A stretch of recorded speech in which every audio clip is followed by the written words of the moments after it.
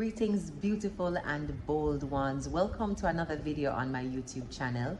This video we do in dedication to World Mental Health Day. This year, I am pausing to reflect on the fears that prevent us from enjoying mental peace in our intimate relationships. Now, this video is coming out of some prompts I've been getting in my Instagram direct messages around relationships. I'm not a relationship therapist, but I am a self-management strategist, and I work daily with teams and individuals on strategies that can help them manage themselves.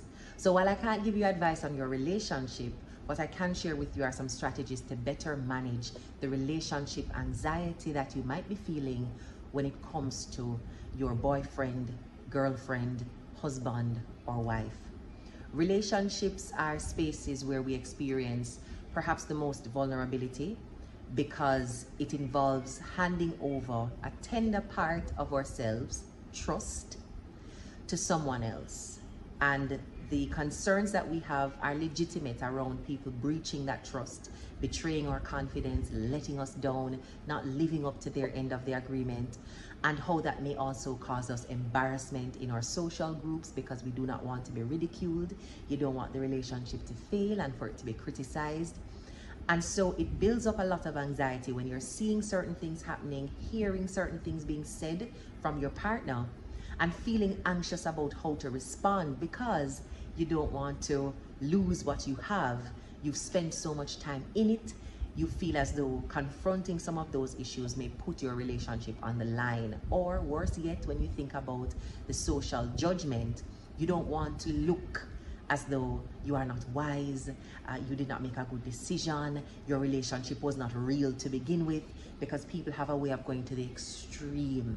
Yes, they saw you smiling in a few pictures, and if you are no longer in a relationship with the person, they will tell you the relationship was fake from the beginning, not recognizing that we can live in that dichotomy of having very good days, having a beautiful relationship, but then coming to a point where we diverge so strongly that the relationship cannot survive. But people won't pause to ask you those questions. They will make a judgment and sometimes level a criticism at you that can be hurtful as you grieve the loss of the relationship. So all of those things you're thinking about while you're in your relationship, afraid to confront certain things, and that can cause a heavy cloud in terms of your mental health and well-being.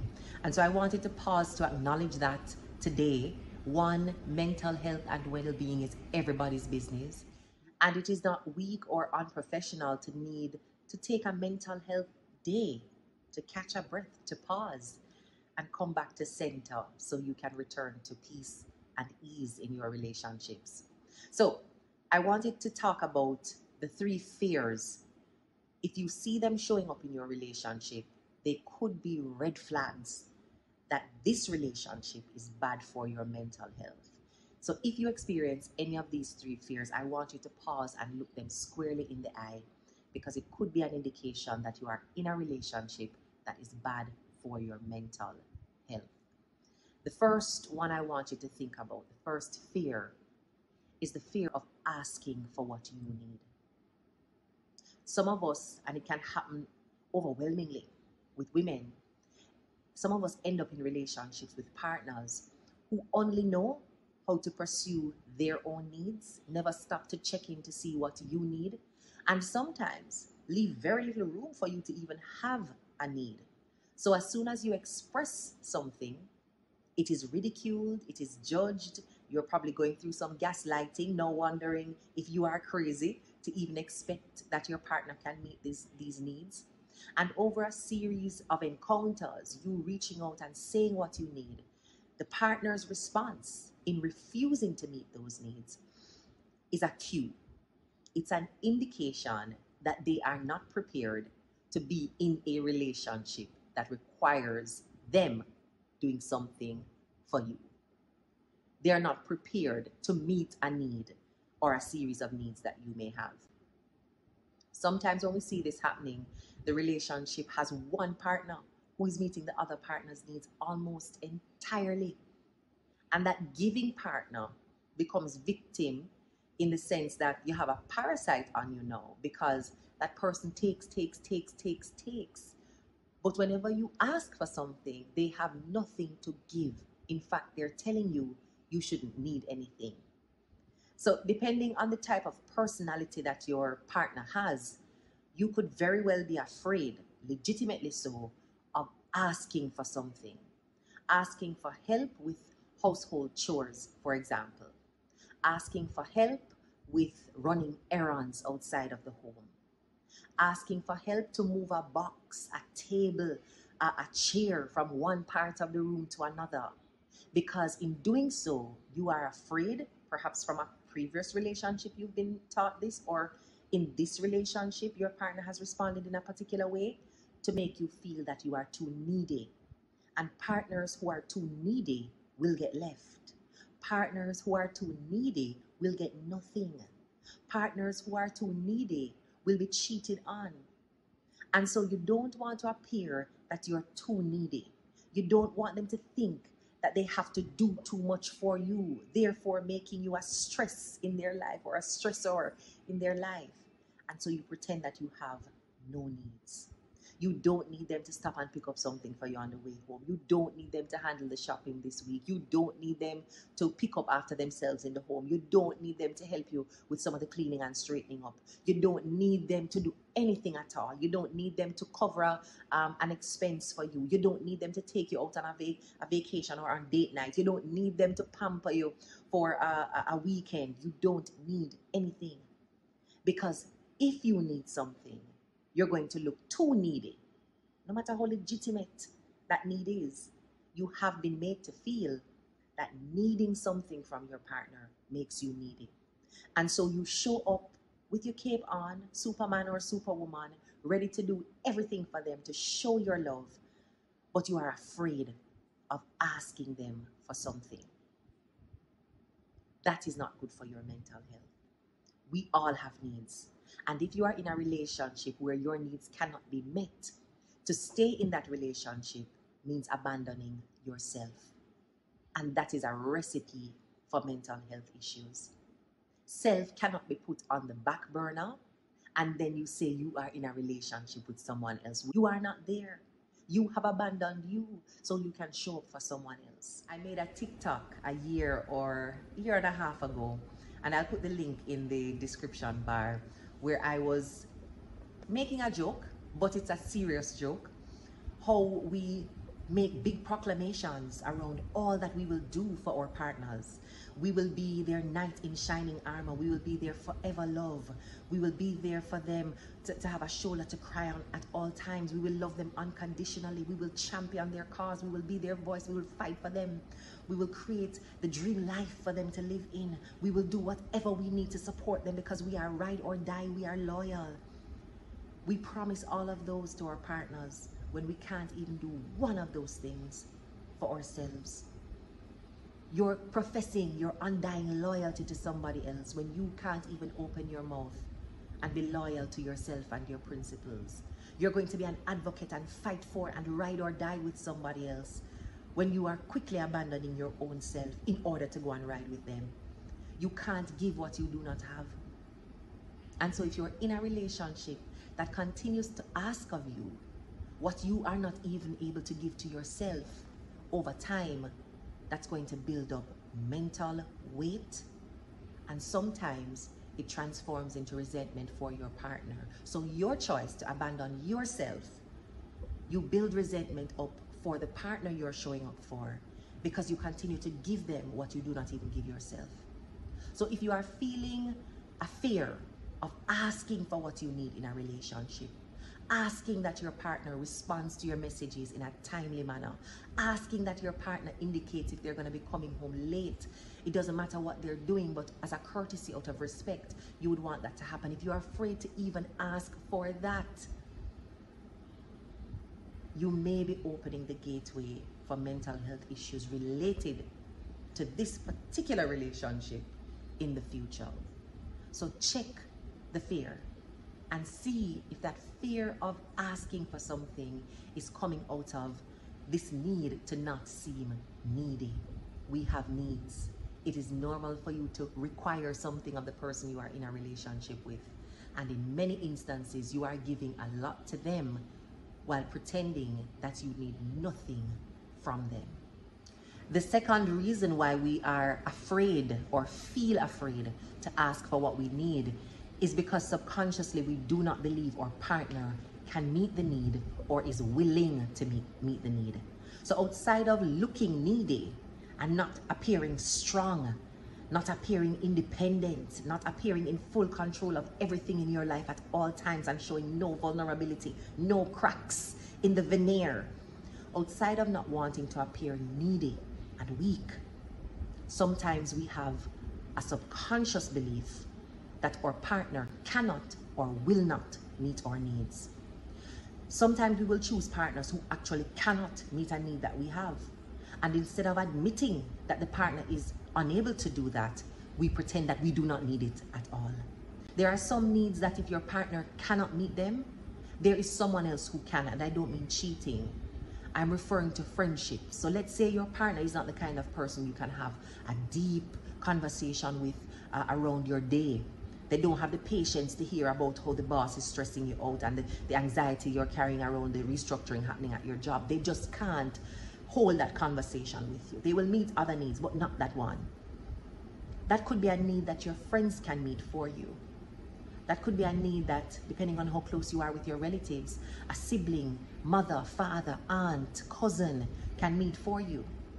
But instead of accepting that my partner is not a very good listener, my partner doesn't do well when I'm having conversations that sound like I'm complaining, my partner tends to dismiss my issues as silly and frivolous, and so I don't get a chance to explain myself.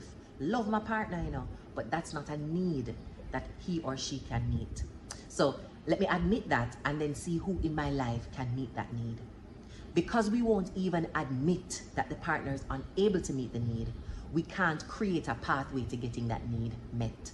So we end up pretending we don't have the need to talk about our day.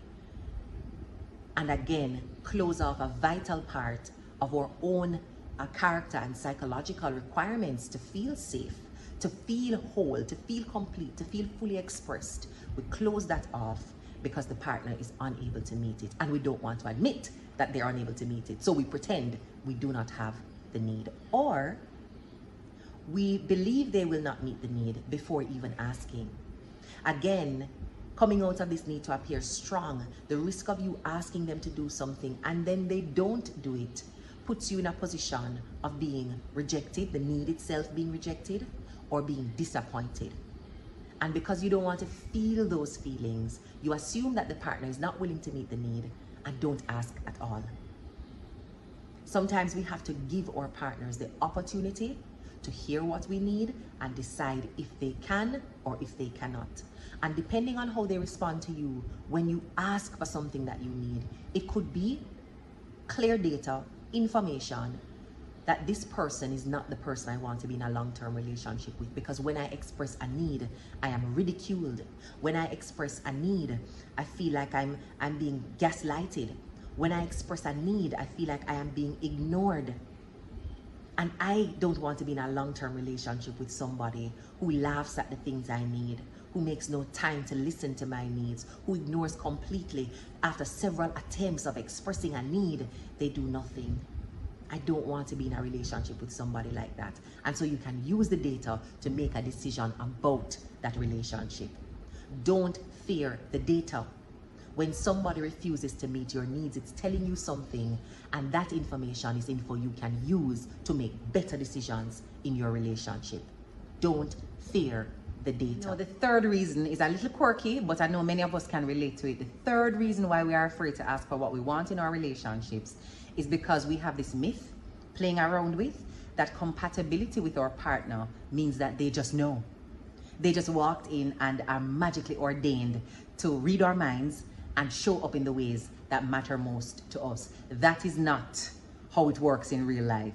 Chemistry, there are some things that just, on a chemical level, all systems are firing in the right direction, but when it comes down to the emotional needs that you have, it is your job to speak up and put those needs on the table.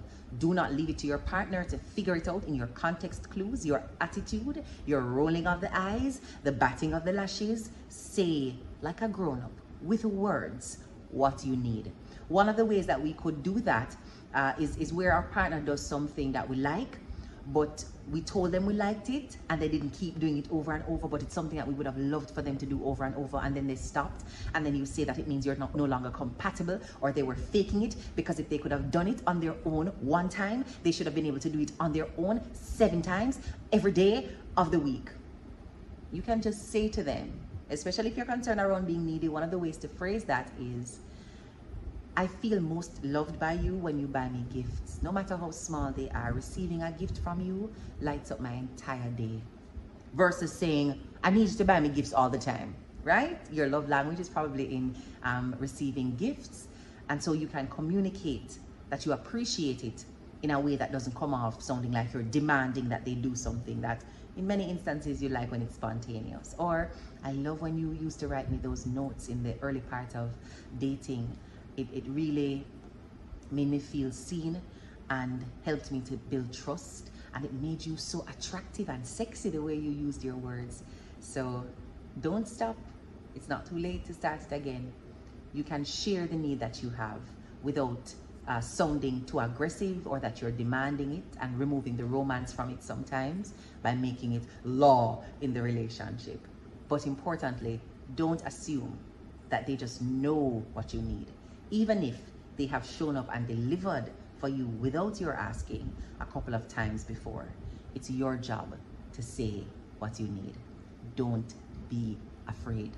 And if you feel more fear than courage, if you see less room to do that, pause to see if you are in a healthy relationship where both partners have the opportunity to get their needs met by the other. The next fear that I want you to pay attention to, because if it is left unchecked, it too can ruin your sense of peace and affect your mental health negatively while inside that relationship. And it is the fear of saying no to your partner. Many of us are raised to think that no is offensive. To disagree, to reject, to decline an offer or even a gift is offensive. And so things that we do not want, we say yes to. Invitations to gatherings that we simply will not enjoy because the people who are there, we have almost nothing in common with them, we're saying yes to, because we don't want somebody else to be hurt, because no is offensive. The belief that no causes offense could be stemming from a couple of reasons, one of which is that you don't know how to say no compassionately. And so all of your life's training, no is a bad word. No is said with an attitude. No is said with a raised voice. No is said and then you storm off in the opposite direction. So you're trained to say no in an aggressive and sometimes disrespectful way. No, why would you ask me that? Don't ever ask me that again. Or we are anticipating that people cannot handle rejection, perhaps because we cannot handle it. So if we do not do well with a no, we automatically assume that other people struggle in the same way, and to save them from the hurt and the pain that we feel when we hear no, we don't give them any no's because we're trying to save and protect them. The first thing I want you to recognize is that a no is about your boundary.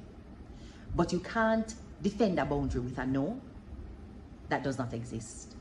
So it means clarifying for yourself what you want in your relationship and what you do not want.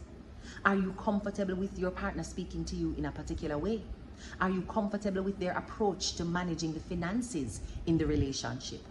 Are you comfortable with the friendships and the path that the friendships lead your partner along? You don't want to participate perhaps in some of those friend link-ups because you are not comfortable being around those persons. Whatever it is that you have established as a boundary, the no is meant to protect and defend that. But if you do not know what the boundary is that you have laid out in the sand, a no is even harder to give because it has no purpose, it has no function, and it gives you no freedom and sense of security in a tangible way. So you can't even identify why giving that no is important. But no, K-N-O-W, no, that a no, N-O, is meant to protect a boundary, a principle, a standard that you have.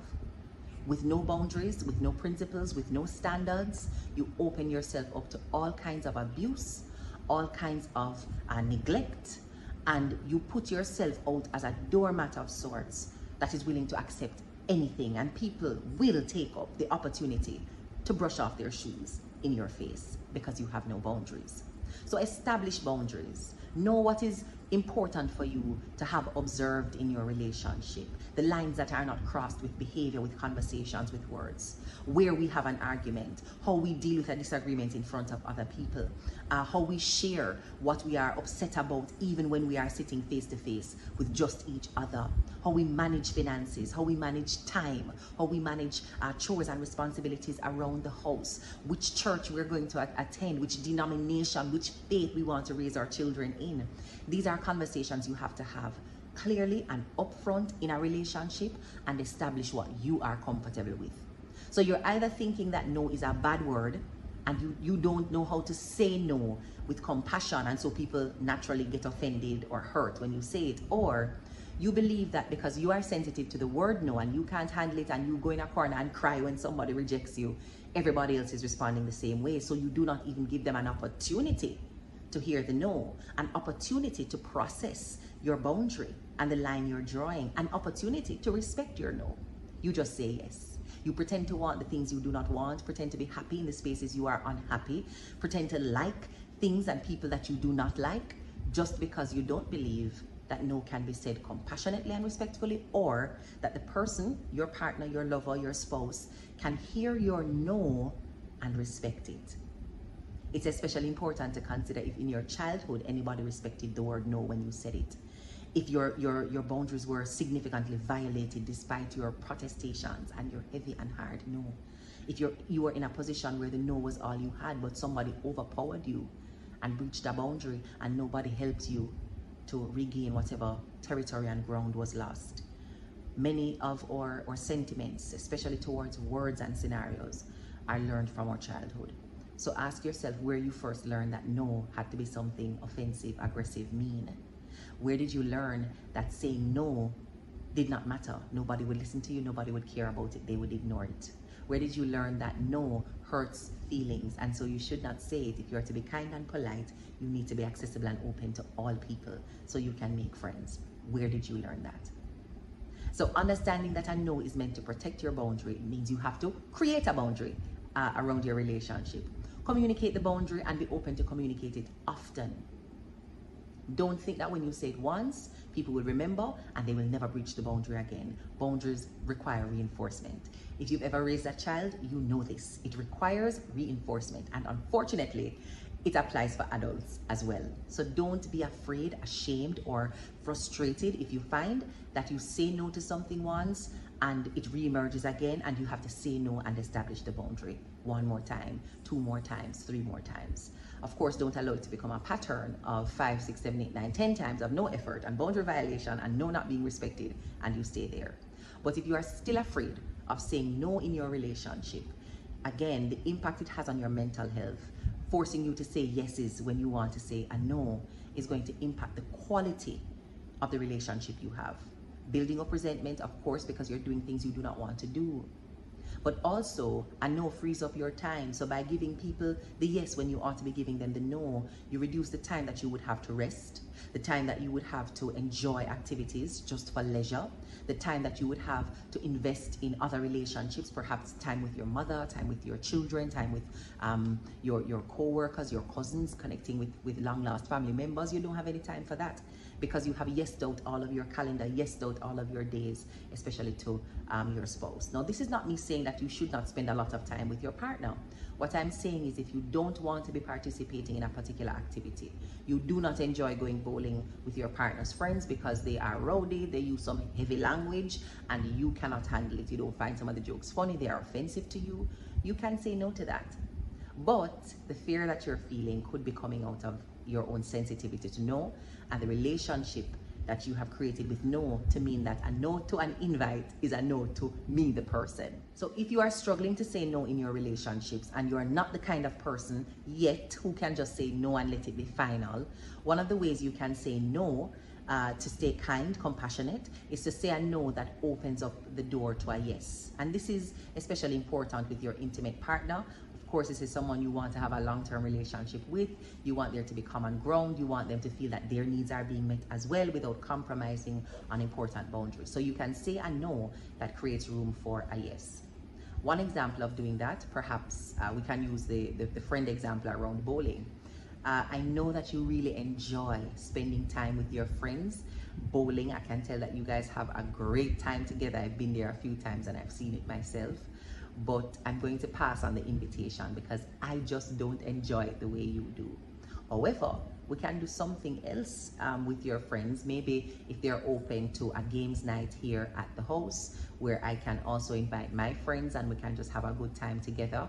Let me know if that would work for you. Probably inviting them to church. You know, I don't quite enjoy the bowling, but I love to see when you're spending time with your friends. So how about they join us for church next weekend? I'd love to have them join us for church. But if you face serious aggression whenever you say no in your relationship, it gets volatile. You are punished for a no, sometimes maybe with the silent treatment, or you face verbal abuse, or an experience with gaslighting where they make you feel as though your boundary is insignificant, is irrational, is stupid. Again, don't fear the data. Do not be afraid of what the information might be telling you about the person you are in a relationship with. And instead of trying to compromise and continue to contort yourself to fit into spaces so that the relationship can survive, ask yourself, how much of my mental health am I willing to compromise to be in a relationship with this person? That's a you task and a you job, and you have no obligation to throw yourself down like a doormat to prove to someone else that you love them. Anybody who needs you to be a doormat with no boundaries, never telling them no, they're not looking for a partner. They're looking for a puppy show. Let me know if you've ever met somebody, or perhaps you've been in a relationship with somebody, or you've been the somebody who was looking for a puppy show, and you know, you recognized that the person you're dating loves you more when you say yes to everything and punishes you when you say no to something that they have requested. Has that ever been your experience, and how did you deal with it? I'm very open to hearing your perspective on how to manage that and how you were able to manage that in your own relationship. The third fear that we could be walking around with in our relationship that compromises our mental health is the fear of breaking up. There's some relationships that are long lasting relationships. You've known the person since childhood. You've known them since you're first becoming an adult. And so you feel almost as if you've grown up with them and they know the intimate parts of you. The journey has just been long and hard. You've been through so much. We talk often about the sunk cost bias, where you've been with them so long, you believe that leaving them is like throwing away the 10 years that you've been together. And so you stay with them for 10 more years. And so you end up wasting 20 years, right? That sunk cost bias is sometimes very present in relationships where the fear of breaking up is high. You feel as though you have a lot to lose, a lot of years to lose. Perhaps a lot of assets may be wrapped up in that relationship. But beyond that, on the mental health side, you may need this relationship more than you need yourself. And so you walk around in constant fear of what it means if you were to no longer have this person as your partner, how your world would be turned upside down. You don't know where you would start. They are your everything and your all. There is no life without them. That is evidence that you have handed over too much of your emotional territory to another person. If you cannot see yourself outside of that relationship, if you don't know who you are, if you are not with that person, it means that you have sacrificed too much to show them love. It could also be evidence of an unhealthy repetition of what you would have learned observing other love relationships in your life. But it is not too late to rewire and restart the engine. So don't give up just yet. Now, that fear of breaking up could be stemming from a fear of abandonment.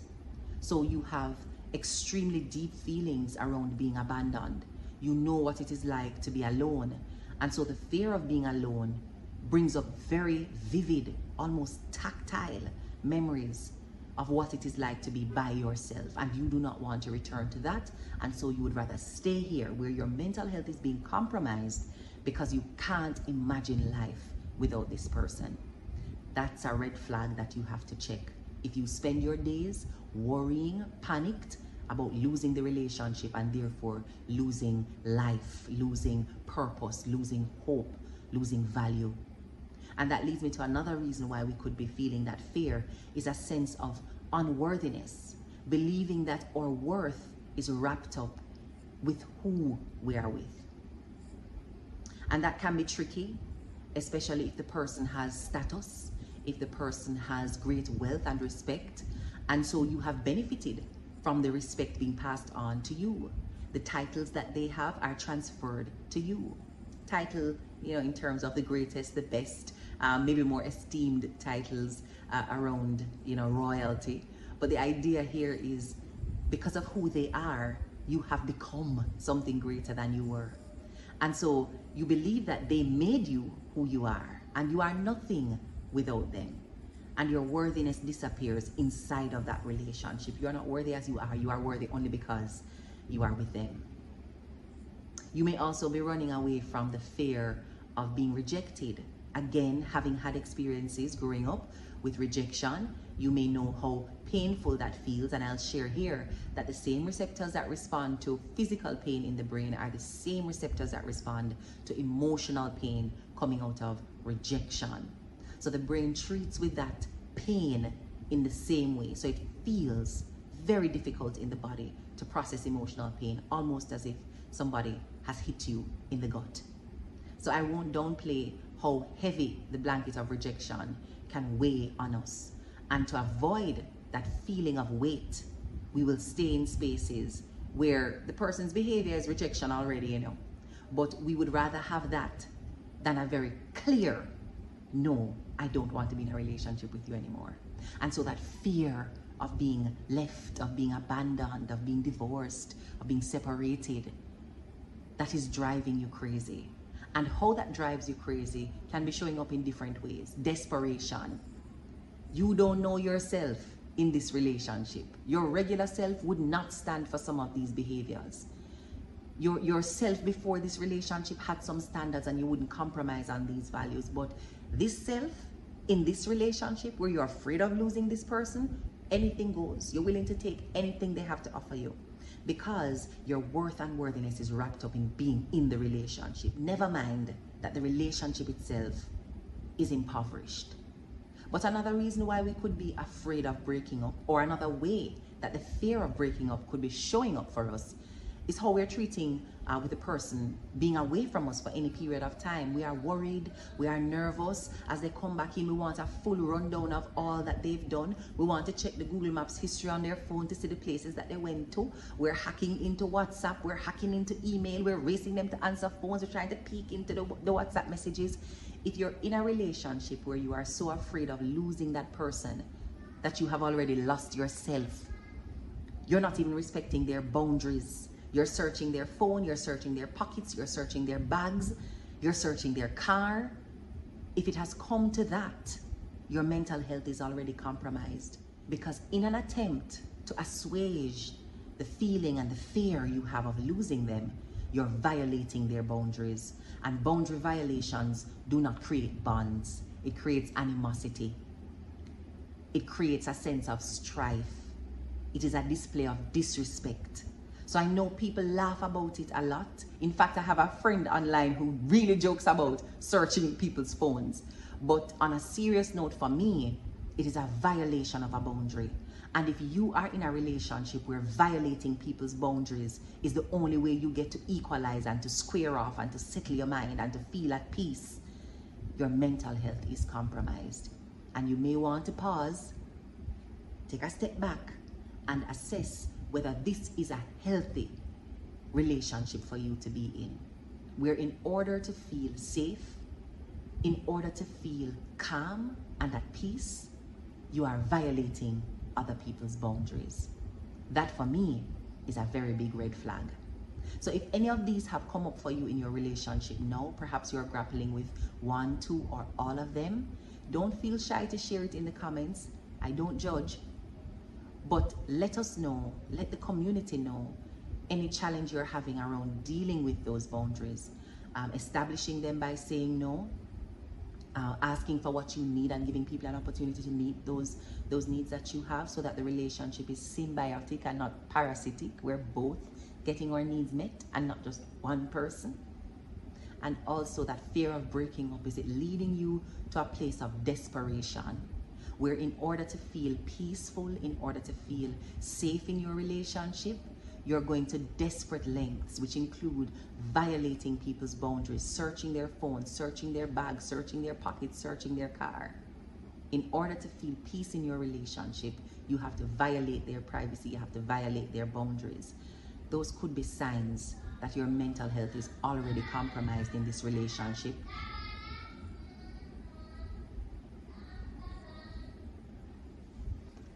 And you may need to take a step back.